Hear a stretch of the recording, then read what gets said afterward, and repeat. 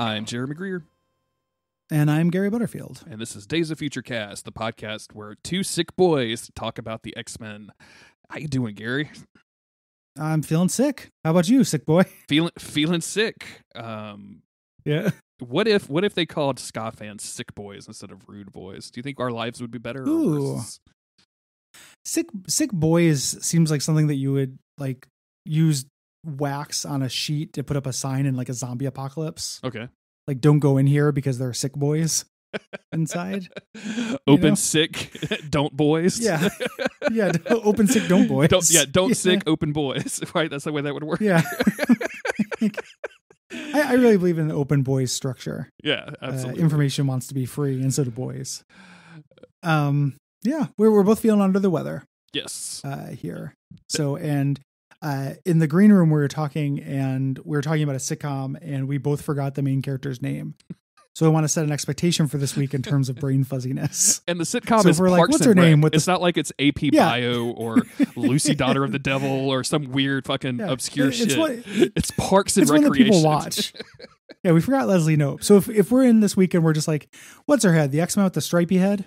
Like, just know we're talking about Rogue. Who's the guy with the claws? I don't remember. He's in everything. Yeah. John something. The Wolverine Brandanowitz.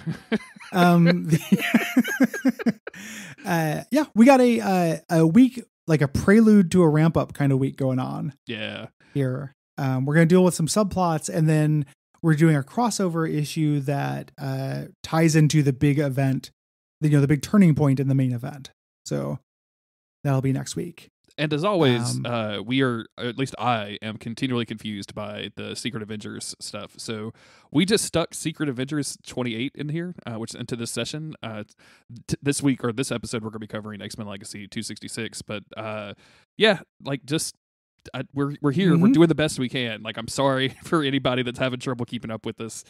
If it helps at all, I've had a couple of people DM me and be like, hey, I want to get ahead.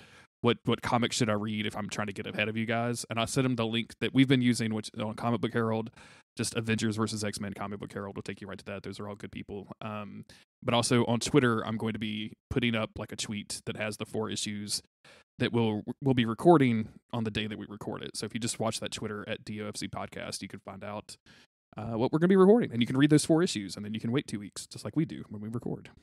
Yeah. Doing our best. And we're sick. You can't be mad at us. Yeah, it's illegal.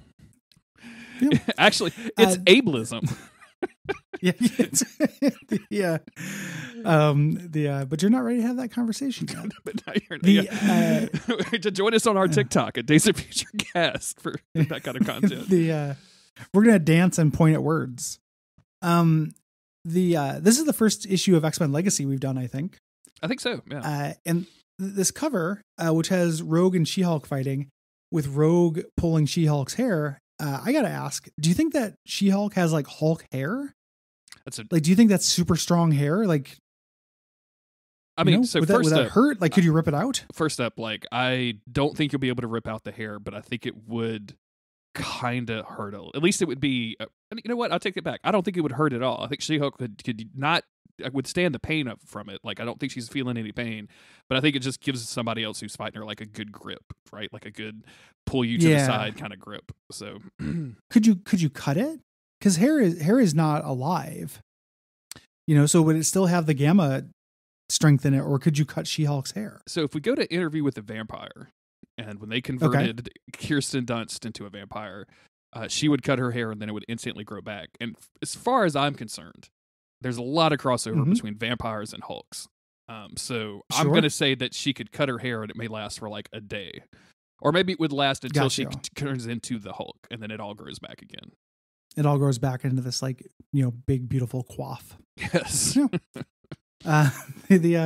Asked and answered. I read a bunch of X-Men Legacy way back in the day. But this is new X-Men Legacy. I did not realize Christos Gage had taken over it. Apparently this remains the Rogue book. Mm-hmm. Like when it started off, it was Legion and Professor X, and then eventually turned into like almost like, whatever Rogue was doing. Yeah. Almost like a Rogue solo title. And this, apparently that's what they've been doing. Like this is a co-title with Wolverine and the X-Men. So Rogue teaching at the school. Yeah, and I've been generally. I've read some of this stuff like leading up to it with Rogue, like figuring out how to use her powers and all this other stuff, and like really kind of going through a bunch of like mental duress. But I had not caught up to this number, so all of a sudden I get jumped ahead and like, oh, okay, so she's cool now. So like she's teaching kids and she's back like hanging out with the X-Men, but you can tell she's still got a little bit of the PTSD happening. Yeah. And this issue in the series of issues seems to be dealing with that a little bit. Mm-hmm. We start off in this with flashbacks to her first appearance when she fought, or one of her first appearances when she fought the Avengers, which is an old classic issue I've not read, but I read about. This is where she eventually absorbed Carol Danvers. The editor in this makes a helpful note when they refer to the issue and then say that they weren't born when the issue came out. So fuck you guys. Yeah. That's what I want to say. I can't remember if that was in the 70s. We might not have been born. We may not have been born. I don't know. Yeah. But I wouldn't hold it over someone's head. I'm not that trash bag. No. It's pretty cool though, her having these memories of like just fucking House and Thor, House and Captain America. You know, it made me want to read the issue. Yeah. These are interspersed between Rachel giving a speech to the remaining teachers here at the school saying like, hey, you know, we know we want to keep the kids out of it. We are, but each of you has to make a choice because we're at war with the Avengers. You have to decide if you want to go join, Cyclops, or you want to stick around here with the school. Avengers Annual number 10 came out in 1981, by the way. So I was one. Alive. I should have read it. We were can't believe we didn't go to our local comic book shop. Yeah, why didn't my mom buy me a copy of that when I was 1? Because she did not like you. Because you had ruined her life. Because you were an unexpected child. Yeah, you're not wrong. You're not wrong. I don't think I know very many planned babies. Wasn't really in style at the time when my peers were growing up. Do you think anybody in 1980, born in 1980, was planned, or do you think it was just like a lost year of child rearing? Like nobody. No, I think. It feels to me that planned babies started in like 1995. Okay, yeah, that's fair. Like, and previous to that, they're all accidents. Yeah, nobody was quote unquote trying in the 80s, right? Yeah, no. It was you didn't have time for that. She's basically explaining this. They summarize it because they have to summarize the crossover in every issue. Mm-hmm. They're saying like, hey, Cyclops believes that we can control it. The Avengers believe that they can't. Beast and Wolverine are on that side. And Rachel is like, hey, I had the Phoenix in me. Like, she can control it. I could do it. Which makes a lot of sense, like that, for her to have that position. As a concept, I really like us going around the table full of X-Men teachers, like the current, professors, right? That are quote unquote professors, and have them weigh in on the decision just verbally, like not like it immediately turning into blows or anything. I think like overall, this comic does a really, really good job of like handling that tension and kind of keeping you on a knife's edge. And I just, so Iceman chimes in and he's like, I agree. Like, I think that we have to be able to do this in order to save our entire species. I agree with Cyclops. And then we immediately go back to Kitty, who's like, okay, well, like, we have to go around the room, and I'm not saying you can't change your mind, but in order to figure out what we're going to do at this school, you have to make a decision right now. Yeah. And almost nobody goes. Everyone stays here with the kids, including Gambit, who's doing a fucking card shuffle at the table, like while this very serious conversation is going on. Did you notice that? He's fidgeting and would you rather hang out with a guy who constantly shuffles cards, or one of those like finger skateboard guys? I don't even know what they're called, but you know what I'm talking about. Both of them would fingerboard. What if, dude, Gambit with a fingerboard? That's incredible. Like doing fucking kick flips and throwing his little fingerboards at people. Dude, it'd be horrible. It'd be just awful. That'd be amazing. Just the constant sound of like just shuffling going on whenever Gambit talks about anything. But everybody decides to stay with the kids, basically, except for Iceman and Rachel. And we get to Chamber, who is talking to Rogue and is like, hey, I think I can probably do more good here rather than with like punching Iron Man. But what about you? Like, you have experience fighting the Avengers. What do you want to do? And she's, going back to her flashback specifically of sucking out the powers of Miss Marvel. Yeah. which is the thing that fucked her up and gave her flight and super strength for a long time. And fucked up Captain Marvel for a long time as well. Like nobody absolutely. had fun with that at all. No. And Iceman tries to convince her, and she's basically like no, like I'm like this legit fucked me up for a long time. And he kind of is shitty to her. He's like, I can tell that you've changed because maybe the Rogue that I used to know would understand that there's some fights you can't stay out of. And I get it, Iceman, Bobby Drake, but also you're an accountant. Mm-hmm. You have left plenty of times. Like just because all of a sudden it's the Avengers versus the X-Men, and you want to join up, don't give me shit for dealing with my own mental health. You know what I'm saying? Yeah, Iceman knows a thing or two about leaving a remainder. Got him. But I can see the idea, like, hey man, we're fucking X-Men. I get it. Yeah, this is what we do, and right? she's, like there's an idea of like this is what the X-Men were formed for. Yeah. And then she's going to get drawn into it anyway. We cut over to her teaching a class, and the students, Brew, the little nerd brood, is like, hey, why aren't you going and fighting the Avengers? And, first of all, shut up, student. I'm Rogue and you're a brood that we allow to live. But she kind of explains basically, she restates it. Mm-hmm. Like it felt good to fight the Avengers, but I don't want to go down that road again because if I start doing that, I'm going to get out of control, etc. Here. But the Avengers show up. The miscellaneous squad. Yeah, shows up. What is this? The E-Team? Like I like She-Hulk a lot. Yeah. I know Moon Knight has gained some popularity. I'm not super familiar with Moon Knight. I'm interested now that Oscar Isaac is going to play him. But like, well, and the TV show, it's going to be Benson and Moorhead. It's the guys who did The Endless and Resolution and stuff. And if you watch those movies, but me and Cole have talked about them a couple times. They're like some of Cole's favorite filmmakers, and I watched all their movies now. I don't like them quite as much as Cole does, but they're all worth watching. Okay, they're real cool. Well, I've never The Endless is great. Okay, I'm in. I don't even. Yeah. Now that Venom 2 isn't out on HBO this weekend, like I thought it was going to be, I need something to do while I'm getting high on Saturday morning. So might as well watch The Endless. Yeah, definitely watch The Endless. It's cool. That's the thing that most makes me interested in Moon Knight. But this is Falcon. Moon Knight, She-Hulk, and Falcon, and like, boy, have I never seen a team like this. Like this is just miserable, right? Just everybody who wasn't already claimed.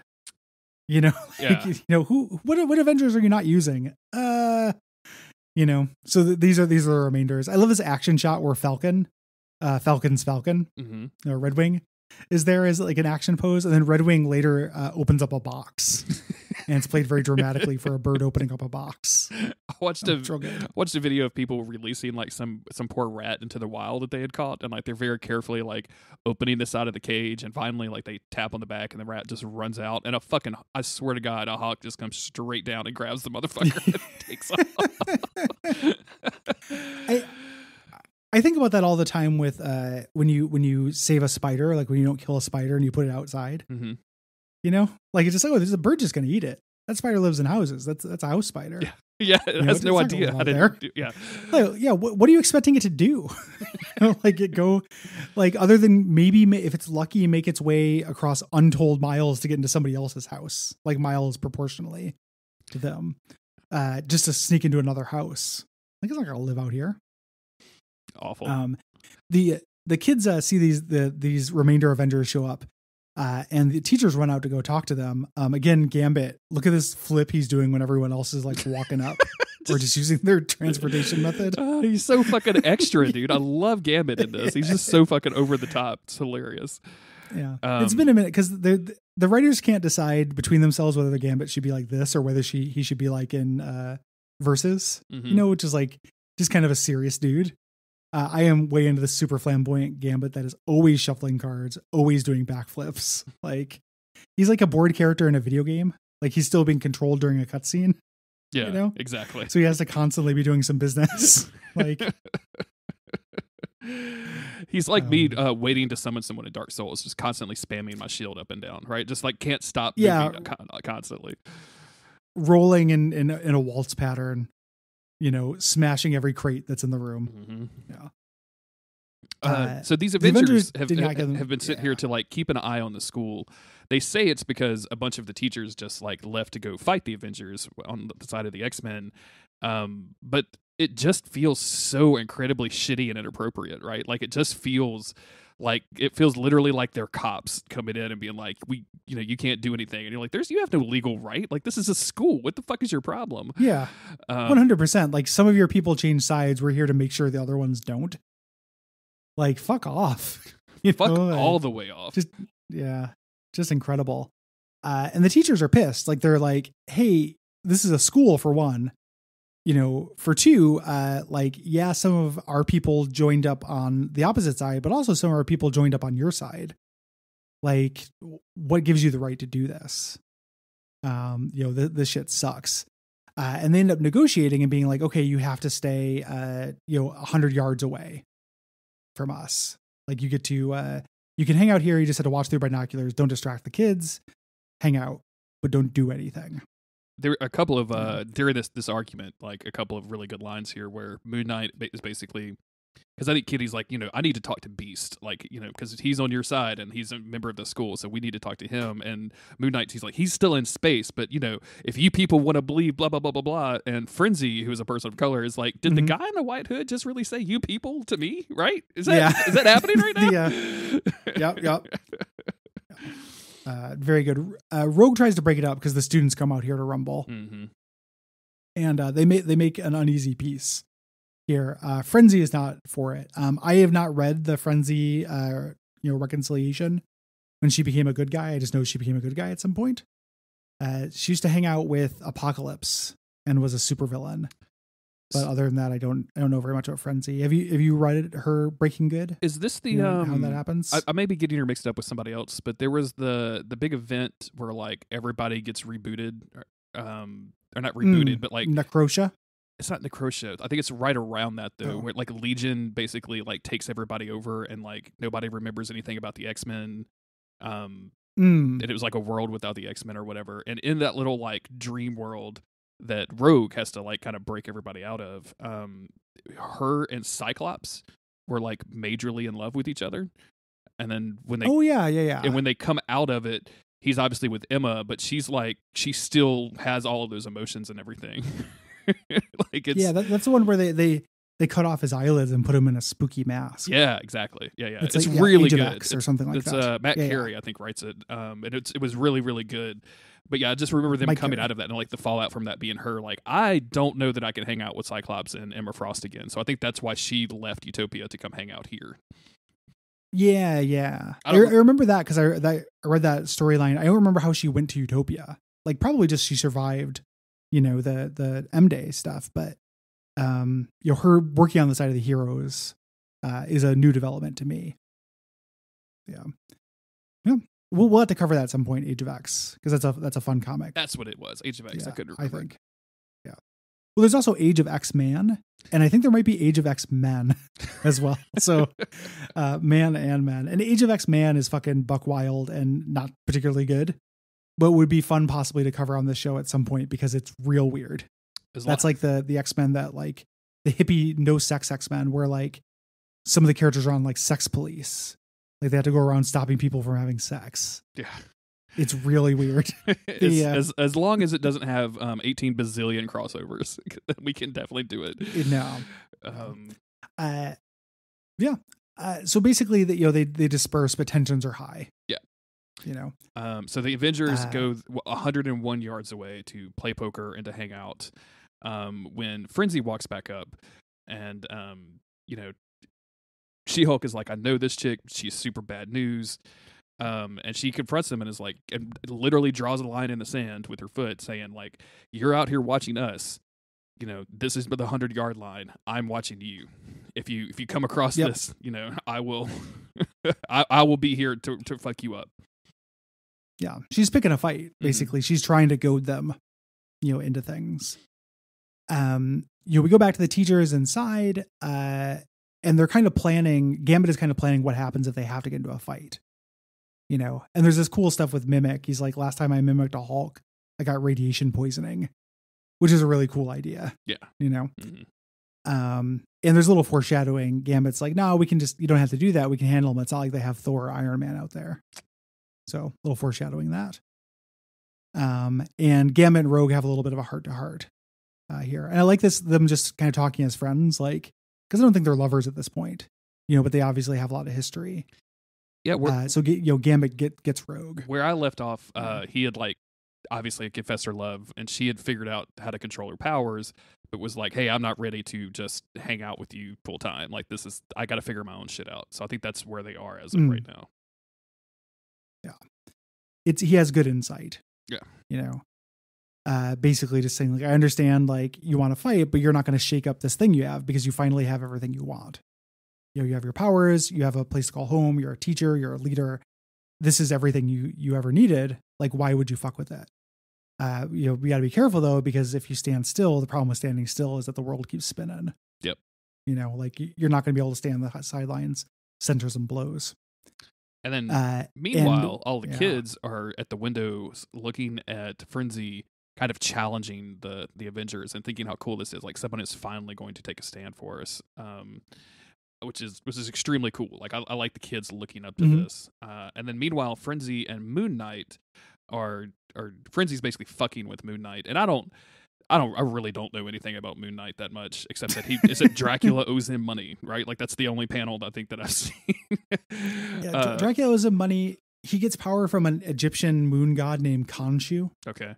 Sounds racist, but okay. So I know that. I mean, it's some Egyptian moon god named Khonshu.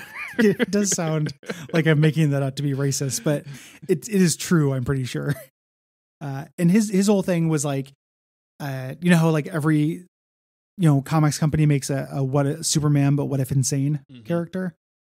This is like a Batman, but what if insane? Yeah, I think was the original idea for Moon Knight. Like he has multiple personalities. He's really messed up in the head, and he's like a Batman vigilante. Except he dresses all in white, so he can't hide. Perfect. Yeah. What a dork. The joke I heard about Batman today is that he doesn't cover his entire face so he can let the cops know that he's white. Which I thought was really 100% true. I never thought about it, but wow, yeah. Fucking accurate. Yeah, because your mouth is not unvulnerable. No. You'd want there to be armor there. But yeah, Moon Knight basically is accusing Frenzy of being a terrorist and a murderer and having never answered justice for it, and she basically flips it right around on him, saying, "What if instead of uncovering his mask, Batman had a little like CD player stuck to his bat belt that played like a Paul McCartney album that was released in 2009?" Okay. To let everyone know he was white instead. Okay. Like he just wore a field change. But like the Paul McCartney album that was released, published through Starbucks called Memory Almost Full. And he just played that whenever. What if every time you got close to Batman, he would hand you a little card that was just a link to his dog's Facebook page? You're like, oh, well, that dude's definitely white. That is definitely white people behavior. It says right here that Mr. you're Muffins is on Instagram. Okay, that's a white guy thing. That's definitely a white girl thing. Okay. Batman secretly being a crypto white guy, trying to signal it secretly to the cops is very funny to me. Donate Bitcoin to my dog's fundraiser. Yeah. Well, I'll jump in the Bat Tesla, so you can tell that. Yeah. Anyway, sorry to cut you off. No, it's good. It's good. So yeah, Frenzy is accusing him of being this exact same person, basically, but actually hiding it from the Avengers, because all of the like crazy assassinations and stuff that he was doing, like people know about that, but they don't know that he was crazy before he put on the suit, and that he really enjoyed all of this stuff. And she basically says that you double down on the crazy because you like it, which is enough for him to finally lose his temper and lunge at her. And of course, she crossing the line, which is their agreed upon thing. So now Frenzy gets the fight that she's looking for, and she just fucking punches that dude into the floor. I don't really have a horse in this race, but this looks awesome. This is great. It's a great. This artist is pretty good. Yeah. Like I like the way that he draws action shots. The stuff in the beginning with Rogue fighting the Avengers looked really cool too. Yeah, absolutely. Yeah. The kids love it. Like they're just like, hell yeah, we're not going to be kept prisoners. Like they're obviously rebellious. Rogue tries to run out and do damage control, but the kids go out there to join the fight. I love how Glob Herman, whenever he goes to a new school, he probably finds the first person who can set him on fire. Yeah. This is a guy named Match, who has a shirt that says no fire. The fucking teens in this, Gary. I love it. Yeah. Yeah. They're ready to fight, and of course, Rogue is trying to grab onto Frenzy, while Falcon is trying to pull She-Hulk back because they're going after it. And finally, Glob catches up to him, and he just comes on full on he's a skeletal blob dude on fire, and he's screaming mutant power because that dude. I love Glob so much. Yeah, and She-Hulk just great. punches the shit out of him. Well, she claps. She does her shockwave clap, yeah. but fucks him up. And this is a line like Rogue is like, no, and Falcon says like, those were students, and Jen, says the wrong thing here. She's like, well, I saw a monster, and that was like the exact wrong thing. Yep. To say to Rogue. And what a powerful line! I was not expecting the writing of this to be this good. Like I was. Yeah, this is like, especially for like a weird crossover thing into a corner of this event that we don't really care that much about. This is just extraordinarily good. Yeah, it's super good. Moon Knight, Christos Gage, every once in a while, like bats above his weight class. Yeah, like he is a really good B+ writer, I think. Moon Knight tries to justify this, like they attacked us, and Falcon's just like, please don't make this even worse, and says to Rogue, hey, this was a mistake. And then Rogue absolutely at this point has lost her temper. She goes, it absolutely was, and you're the ones that made it. She grabs a hold of She-Hulk and Moon Knight. It looks like absorbing both of their powers, and then it's time to bring in the emergency protocol from the Avengers. Yep. We get three panels of a bird flying into a Quinjet to open a box, which Red Wing is very funny to me. And they're about to get into this fight, and the Avengers they say the students, earlier Moon Knight was like the students are veterans, like combat veterans, we're outnumbered 12 to 1. And they're like, oh, we have our emergency protocols in case we need it. It turns out inside this box was an Iron Man armor that is being piloted remotely by Iron Man. So Iron Man has now shown up to fight Rogue. And Iron Man is a really good counter for Rogue because Rogue cannot absorb powers from metal. Yeah. So this will be a cool fight. I don't think I've ever seen them fight before. I don't think I have either. So, yeah. And and that's it. We get the splash page of him approaching Rogue, who had been knocked down or he blasted her once, and then the splash page is him approaching her. And he's saying like, we're just going to end this very fast. And that's the end of it for now. I really, really dug this comic. Like I thought this was all really, really good. Even all of the stuff with the professors, the students being so kind of enthusiastic about fighting because they're maybe a little too young to understand exactly what's going on. And just the kind of the balance between the fucking police force of the Avengers coming out here and like sticking their nose where it doesn't belong. It was really fun. Like this is really, really good. Yeah. It's very good. Like I like this quite a bit. I really, this is the kind of side stuff that I like in here. I want fights and I want characters struggling over which side to go through. And that's basically all the side stuff. But that is also in contrast, to things like, the Secret Avengers plot, which we're going to finally get wrapped up and is just, kind of a big nothing. Yes, absolutely. It's a side plot with like beautiful art, but nothing else really going for it. So this is interesting to me. Yeah. I like this a lot. I do not like Secret Avengers, as you'll hear in a couple of days. In between now and then, you should go to patreon.com/Duckfeed.tv. You should give us some money. To do so, you will have to hand a credit card over, I think. You can also mail us pennies. There's a P.O. box set up for that. To send a bunch of pennies to Cole every month. Yeah. Yeah. Can you imagine anything more stressful for Cole Ross than getting unmarked pennies in a bag in a P.O. box? Yeah. Slowly sorting them and cataloging them. having to like make sure they're sterilized it would be a hugely stressful event for Cole Ross, I think. I don't want it to happen. Yeah. No, I don't want that yet. And he could handle it. Yeah. We're just joking. I'm joking. Yeah. And you can also leave us ratings, reviews, tell your friends. That's all very beneficial to us. Yes. Let people know. Yeah. Until next time, we'll see you later. See you later. Yeah. Look at us never coming up with a cute sign off for this podcast. 270 something episodes, Gary. Yep. With no cute sign off. Umbasa.